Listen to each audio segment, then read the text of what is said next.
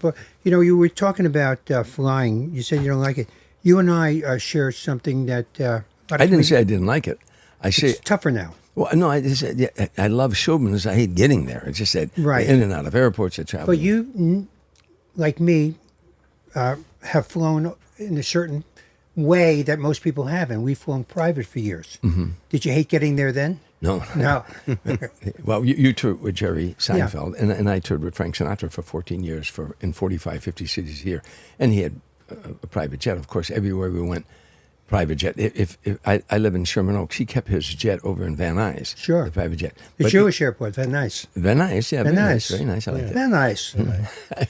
So when it was time to go on the road, a limousine would pull up in front. Two big guys would come and carry my luggage down. They'd carry me down if I wanted to be. Drive me over to Van Nuys Airport. I'm in the car. They'd pull straight up, Now, if Frank was there, he was always on early, but they'd pull up. They'd take care of my luggage and stuff. But when Frank got there, if he got there, the moment he put his foot on the plane, we took off. Normally we would fly down to Palm Springs and pick him up. Then we'd take off squad cars and we'd land in Buffalo, New York, Rochester, New York, Albany, Omaha, wherever, Lincoln, Sure. wherever we landed. Squad cars and limousines would rush us to the arena. An hour before the show, we'd get ready for the show, or sometimes half hour. We'd do the show. The moment he finished his final number, New York, let's go, Tommy. Squad cars and limousines rush us back to the jet. We'd be flying over the venue. People weren't even in their cars yet. Right, We're on our right. way to the next city. Now, Frank passes away, and I'm over at Piedmont saying, you guys got anything? And Yeah, I don't want a middle seat. my contracts, I'm sure like yours, my contracts are always first class. I decided if I'm going to fly this much, then I'm going to fly. You could fly coach and save a whole lot of money so that your children and their spouses could fly first class. Yeah, but I think I'll do Yeah, that. well, you're doing...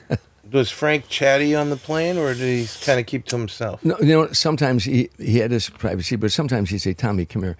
I played it by ear. I'm an ex-bartender, too, and I used to read people sometimes. There's some people that you could tell that wanted company and some people didn't want company. Mm-hmm. The one thing when I recognized about Frank when I first started touring with him, he didn't want another fan. He had enough fans. He didn't want you to sit there and say, when I saw you in From Her to Eternity, I would say to him, what about them Dodgers? They got a new pitcher or something. He said, they did, yeah, whatever. Sure. I would talk. He wanted a pal, a buddy. I picked up on that, luckily, because I was a fan. When I was shining shoes in all the bars on the south side of Chicago, Frank was on the jukebox. I was a fan of Frank Sinatra. And I wanted to say, geez, I loved you in Man with the Golden Arm, or, well, you were great in From Here to Eternity, all that. But I knew that would be just that you'd just then be another fan. So we became like, first he was the boss of this magnificent tour. And then after a while, he was like a buddy. And then toward the end of his life, he was more like a father to me. How so? Pardon me? How so? How was he like a father? He would give me advice on a lot of things. He had a compound down in Rancho Mirage, a huge compound, which once you went inside there, you were in another world. There's a video on YouTube of that house. Yes. Yeah. 20 minutes. There's a couple of them.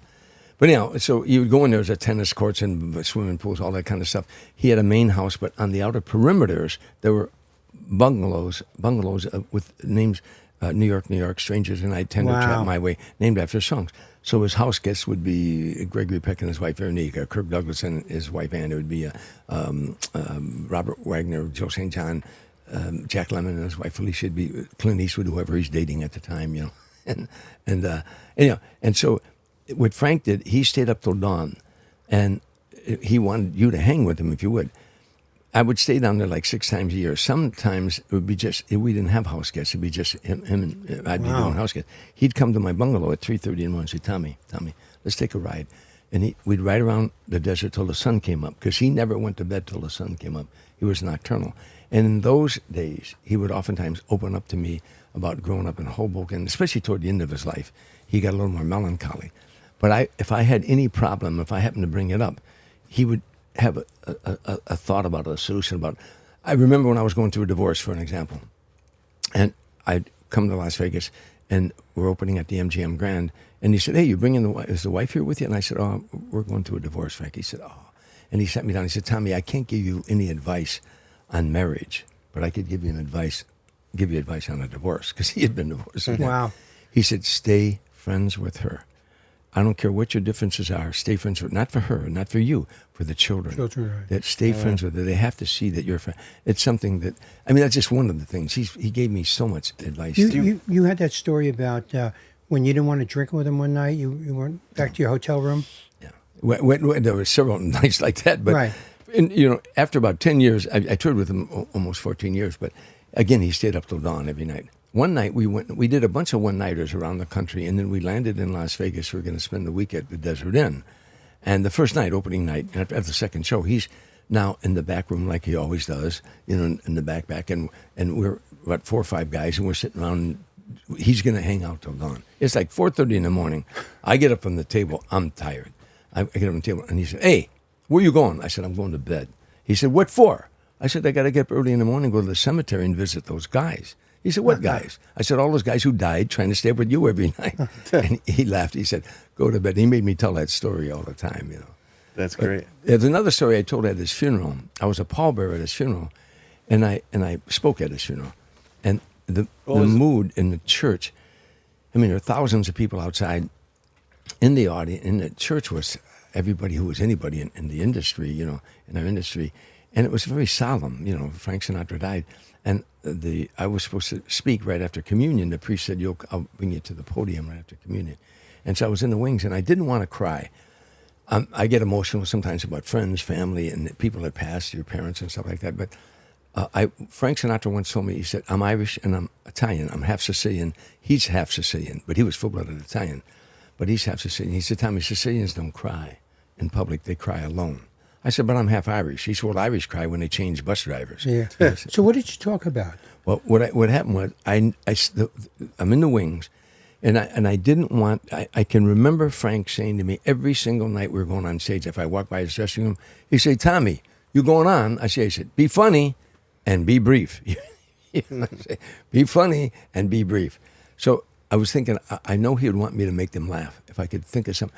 But prior to that, what preceded that is all the solemnness. Now, the communion's over. I'm in the wings, and I look at the priest to wave me out, and he motions me to stay where I'm at. So I sit there, and the choir starts singing Ave Maria, which all of a sudden, at the funerals, when you're at one funeral, it reminds you of all your other funerals, your parents and your buddies and your pal, Sure. all that kind of stuff. So I'm getting a little melancholy. I said, no, I don't want to do that. I don't want to do that. I'm saying, gee, they ought to paint that over there. I wonder if that's plaster is falling. I'm trying to get my mind. Finally, the song is over, and I look, and the priest motions me to stay where I'm at. Now, it was so quiet in the church, you could hear pews crackling. And over the loudspeaker, Sinatra starts to sing, put your dreams away for another day. And the whole church burst into tears. I'm looking out there, there's Vic Damone and Tony Bennett and all of it, his wife, Barbara, his first wife, Nancy, and Mia Farrow, the children. I'm looking out there at all of his friends and family, and they're crying. And I'm going, oh my God, I started thinking, I wonder if they play bingo here in the basement. I wonder, I'm doing all this stuff to get my mind off it. And finally, the song is over, and the priest motions me out. Now, people are wiping tears out of their eyes. And I walked out, and I said, if you knew Frank Sinatra, and probably everyone in this congregation had experience with him, you knew that he loved to stay up till dawn.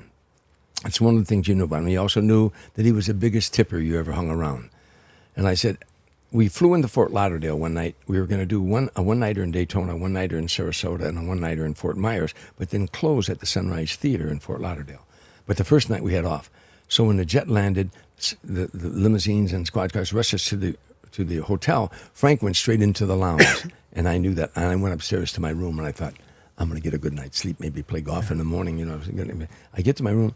I hear a pounding on my door. I'm not there 5 minutes. I hear a pounding on my door. I open. There was a big red-headed bellman, looked like a linebacker for the Miami Dolphins.